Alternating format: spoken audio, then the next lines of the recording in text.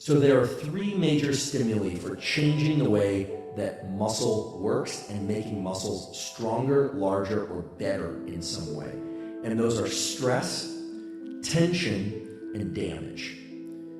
Those three things don't necessarily all have to be present, but stress of some kind has to exist. Something has to be different in the way that the nerve communicates with the muscle and the way that the muscle contracts or performs that makes the muscle need to change. So this is very reminiscent of neuroplasticity in the brain. Something needs to happen. Certain chemicals need to be present. Certain processes need to happen, or else the tissue simply won't change itself.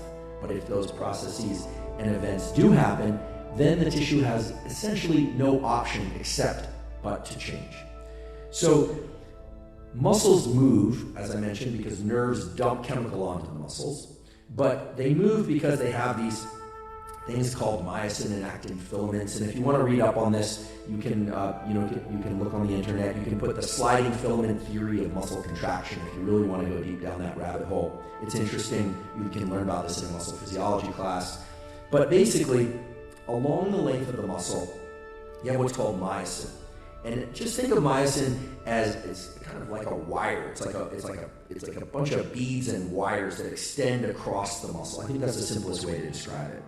And the myosin is surrounded by these little beads called actin.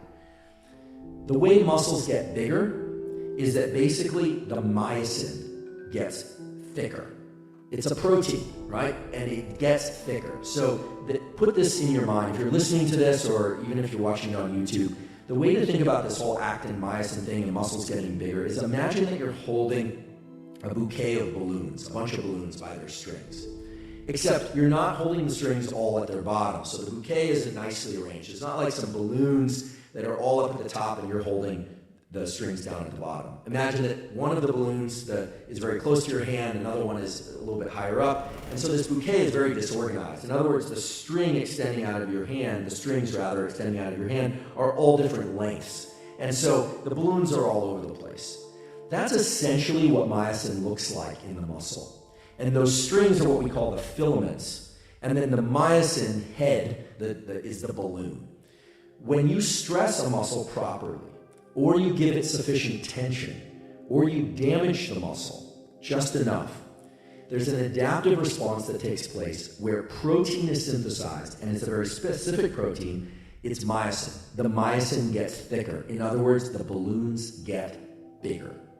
So the way to think about muscle growth and the way to think about muscles getting stronger is that those balloons get bigger and the muscle gets thicker. Now, the question then should be, as always, how does that happen? I mean, the muscle doesn't really know anything about what's happening in the outside world. The way it happens is the neuron has to tell the muscle to get stronger. And it does that through what we call a signaling cascade. It talks to the muscle in terms of chemicals. It doesn't whisper to it or shout it, hey, get bigger. What it does, it releases certain chemicals that within the muscle, there are certain chemicals released that make those balloons, as I'm referring to them, the myosin, get thicker. So let's talk about the stimulus for doing that. And if already in your mind you're imagining, oh my goodness, these balloons of muscle are going to get thick, and it's just going to spiral out of control, don't worry about that. People invest a ton of time and energy into trying to make their muscles larger. It's actually much harder for people to do than you might think. But I do want to give one exception because it illustrates an important principle of where we're headed next. Everybody has imbalances in how muscles can grow, how well muscles can grow, or how poorly or how challenging it is for their muscles to grow. Now, many people who are afraid of getting too bulky, for instance, are afraid of lifting weights. But I think the research shows now that everyone of pretty much every age should be doing some sort of resistance exercise, even if that's body weight exercises, in order to offset this age-related decline in muscle contractile ability, muscle strength, etc., improve bone density. There's nothing good about getting frail and weak over time. And people who invest the effort into doing resistance exercises of some kind, whether or not it's with bands or with weights or with body weight, really benefit tremendously at a whole body level, at a systemic level, as well as in terms of muscle strength. there is a good predictor of how well or how efficient you will be in building the strength and, or if you like, the size of a given muscle. And it has everything to do with those upper motor neurons that are involved in deliberate control of muscle.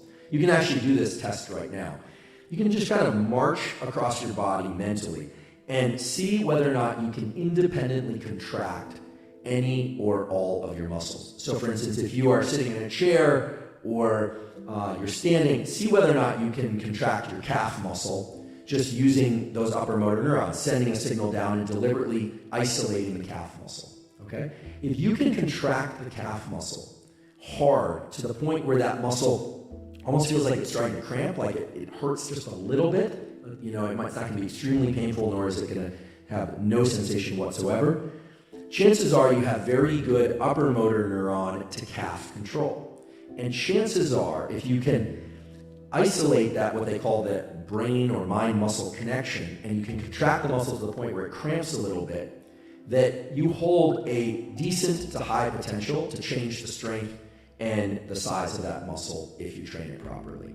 Now, if you have a hard time doing that, chances are you won't be able to do that.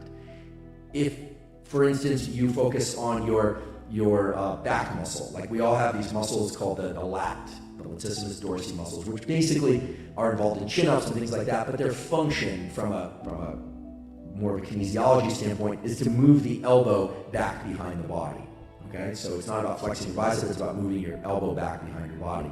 If you can do that mentally, or you can do that physical movement of moving your elbow back behind your body, you can contract that muscle hard, chances are that you have the capacity to enhance the strength and or size of that particular muscle because you have the neural control of that muscle. This is a key feature of the neuromuscular system to appreciate as we begin to talk more about specific protocols.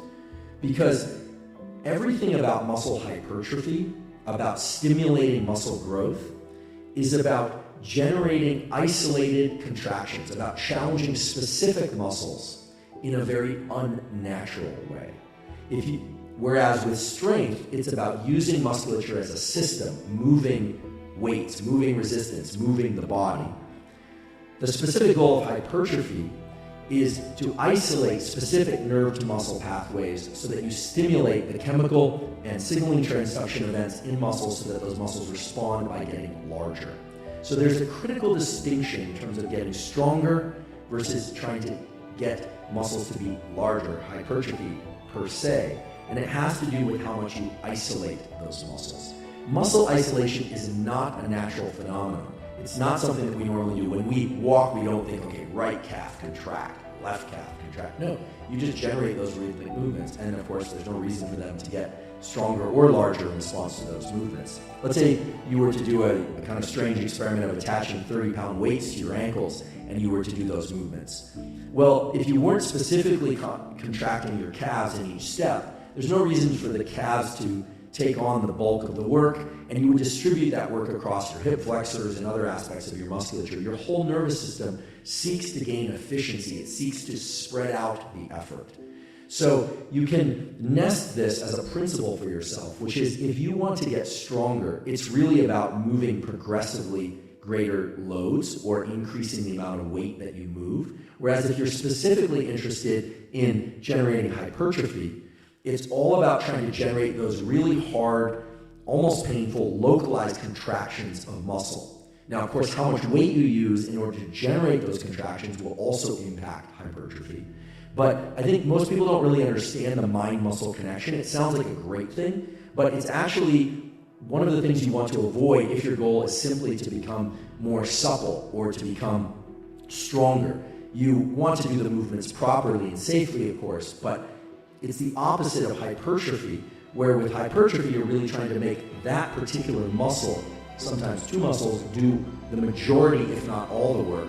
Whereas in moving force loads and trying to generate activity of any kind, like lifting a bar, doing a chin-up or something, those so-called compound movements that involve a lot of muscle groups, if your goal is to be better at those, you want to avoid isolating any one particular muscle. Now, I know this probably comes across as a kind of an obvious duh, especially to the folks that have spent a lot of time in the gym aimed at getting hypertrophy. But I think most people don't appreciate that it's the nerve to muscle connections and the distinction between isolating nerve to muscle connections versus distributing the work of nerve to muscle connections that's vital in determining whether or not you generate hypertrophy, isolated nerve to muscle contractions, versus strength and offsetting strength loss, which would be distributed nerve to muscle connections.